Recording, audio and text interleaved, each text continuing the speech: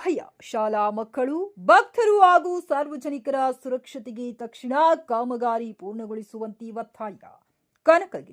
ಕನಕಗಿರಿ ಪಟ್ಟಣದಲ್ಲಿರುವ ಅಪೂರ್ಣ ಸೇತುವೆ ಕಾರಣದಿಂದ ಶಾಲಾ ಮಕ್ಕಳು, ಭಕ್ತರು ಹಾಗೂ ಸಾರ್ವಜನಿಕರು ಪ್ರತಿದಿನ ಜೀವವನ್ನ ಕೈಯಲ್ಲಿ ಹಿಡಿದು ಸಂಚರಿಸುವಂತಾಗಿದೆ ಎಂದು ಕರ್ನಾಟಕ ರಾಜ್ಯ ರೈತ ಸಂಘ ಹಾಗೂ ಹಸಿರು ಸೇನೆ ಗಣೇಶ್ ರೆಡ್ಡಿ ತೀವ್ರ ಆತಂಕ ವ್ಯಕ್ತಪಡಿಸಿದೆ.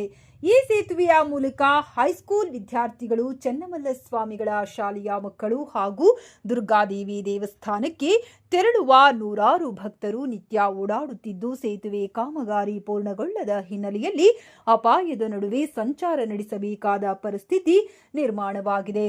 ಮಕ್ಕಳ ಸುರಕ್ಷತೆಗೆ ಯಾವುದೇ ಸಮರ್ಪಕ ವ್ಯವಸ್ಥೆ ಇಲ್ಲದಿರುವುದರಿಂದ ಪಾಲಕರು ಹಾಗೂ ಸ್ಥಳೀಯರಲ್ಲಿ ಆತಂಕ ಹೆಚ್ಚಾಗಿದೆ. ಈ ಹಿನ್ನೆಲೆಯಲ್ಲಿ ಕನಕಗಿರಿ ಪಟ್ಟಣ ಪಂಚಾಯಿತಿ ಮುಖ್ಯಾಧಿಕಾರಿಗಳು ಹಾಗೂ ತಹಶೀಲ್ದಾರ್ ಅವರು ತಕ್ಷಣ ಕ್ರಮ ಕೈಗೊಂಡು ಸೇತುವೆ ಕಾಮಗಾರಿಯನ್ನ ಪೂರ್ಣಗೊಳಿಸಿ ಸಾರ್ವಜನಿಕರ ಸುರಕ್ಷತೆಯನ್ನ ಖಚಿತಪಡಿಸಬೇಕೆಂದು ಕರ್ನಾಟಕ ರಾಜ್ಯ ರೈತ ಸಂಘ ಹಾಗೂ ಹಸಿರು ಸೇನೆ ಮನವಿ ಮಾಡಿದೆ.